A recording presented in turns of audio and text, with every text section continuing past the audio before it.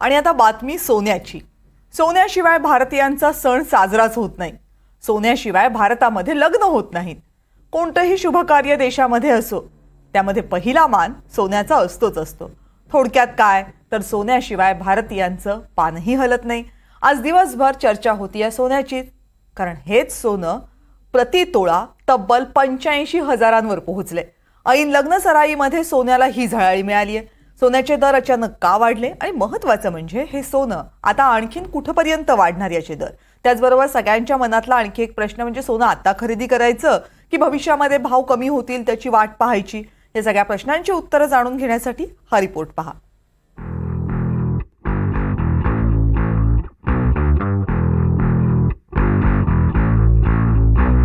हे लखलखते दागिने मोहात पाडणारे, प्रेमात पाडणारे. सोन्याबद्दलचा हा मोह आता खिसाच काय अख्खं अकाउंटच रिकामा करणार आहे. कारण सोन्याचा भाव एका तोळ्याला तब्बल 85,000 गेलाय. एका रात्रीत सोन्याच्या दरामध्ये 1,000 वाढ झाली आहे. आज गोल्ड इंडस्ट्रीसाठी सोन्याचा भाव सर्वात हायेस्ट आहे. 86,000 पर्यंत सोन्याचे भाव पोहोचले. याचे मागचं मुख्य कारण टॅरिफ रेट्स आहे. डोनाल्ड ट्रम्पने जे मेक्सिको, कॅनडा आणि चायनावरती टॅरिफ रेट लावायचं ठरवलं, तर त्याचा इफेक्ट हा गोल्डवरती पडलेला आहे. आणि जर याचं उत्तर म्हणून दुसऱ्या कंट्रीजने त्यांच्यावर टॅरिफ रेट लावला तर ट्रेड वॉर व्हायची शक्यता आहे. गेल्या 35 दिवसांत सोन्याची किंमत तब्बल 6,800 रुपयांनी वाढली आहे. मुंबईमध्ये सोनं 85,000, पुण्यातही सोनं 85,000, जळगावात एका तोळ्याची किंमत 85,000 रुपये, तर नाशिकमध्येही सोनं 85,000 पोहोचलंय. 1 जानेवारी 2024ला तोळ्यामागे सोन्याचा भाव 63,352 रुपये होता. 31 डिसेंबर 2024ला सोनं 76,162 रुपयांवर गेलं, तर 4 फेब्रुवारी 2025ला सोनं 85,000 पोहोचलं. सोन्याचे दर वाढण्यामागे मोठं जागतिक अर्थकारण आहे. अमेरिकेत ट्रम्प सत्तेत आल्यापासून जागतिक गणितं बदलली आहेत. डोनाल्ड ट्रम्प सत्तेवर येताच त्यांनी अमेरिका फर्स्टचा नारा दिला. त्यासाठीच ट्रम्प यांनी टॅरिफची घोषणा केली. टॅरिफ म्हणजेच इतर देशांमधून आयात होणाऱ्या वस्तूंवर आयात कर लावण्यात आला. परिणामी डॉलर मजबूत झाला आणि जगातली इतर चलनं कोसळली. सोनं हा गुंतवणुकीचा सुरक्षित पर्याय मानला जात असल्यानं इतर देशांनी सोन्यामधली गुंतवणूक वाढवली. विशेषतः सोने खरेदीत गेले काही काळ उदासीन असलेल्या चीननं अमेरिकेत ट्रम्प जिंकणार याचे वारे वाहू लागताच सोन्यामधली गुंतवणूक वाढवली. रशिया युक्रेन युद्ध, आखाती देशांमधला तणाव यामुळेही जागतिक बाजारांमधली अस्थिरता वाढली. या सगळ्याचा परिणाम म्हणून सोन्याचे दर वाढले.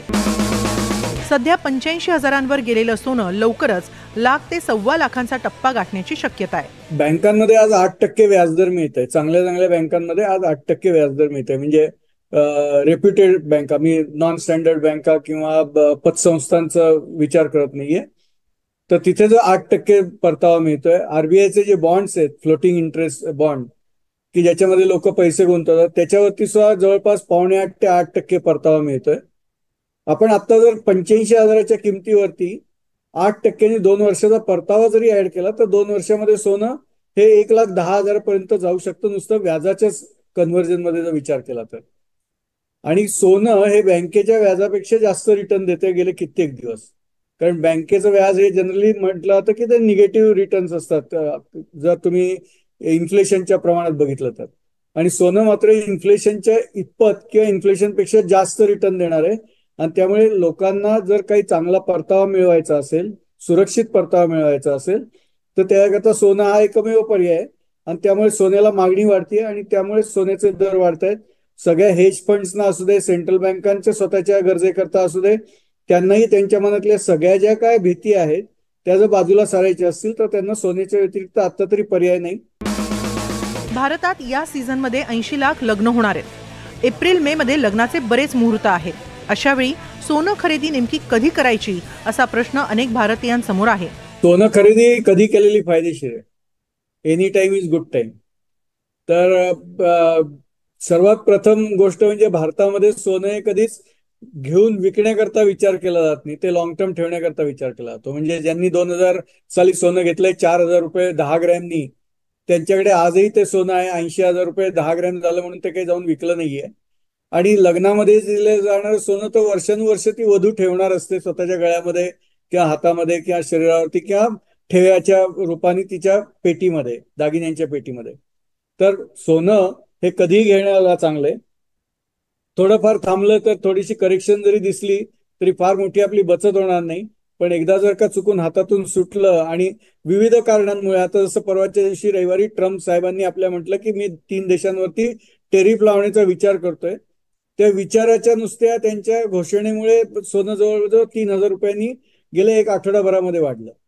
आता ते जेव्हा केव्हा प्रत्यक्षात त्याचं अंमलबजावणी करतील तेव्हा तर ते आणखीन वाढू शकेल. वर्ल्ड गोल्ड फोरमच्या एका अहवालानुसार भारतामध्ये एकूण 24,000 टन सोनं आहे. त्यापैकी 21,000 टन सोनं फक्त भारतीय महिला बाळगतात. जगभरातल्या महिलांकडे असलेल्या सोन्यापैकी 11% सोनं भारतीय मालकीचं आहे. केरळ आणि तामिळनाडू राज्यातल्या महिलांकडे सर्वाधिक सोनं असल्याचं सांगण्यात येतं. त्याचबरोबर भारतातल्या मंदिरांमध्येही हजारो टन सोनं आहे.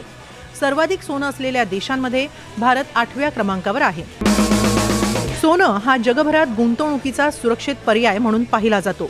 भारतात सोनं हे गुंतवणुकीबरोबरच भरभराटीचं आणि मांगल्याचंही प्रतीक आहे. त्यामुळे भारतीयांसाठी जिव्हाळ्याचं असलेलं सोनं पुढे किती झळाळी घेतं याची उत्सुकता आहे. Bureau report, NDTV Marathi, Mumbai.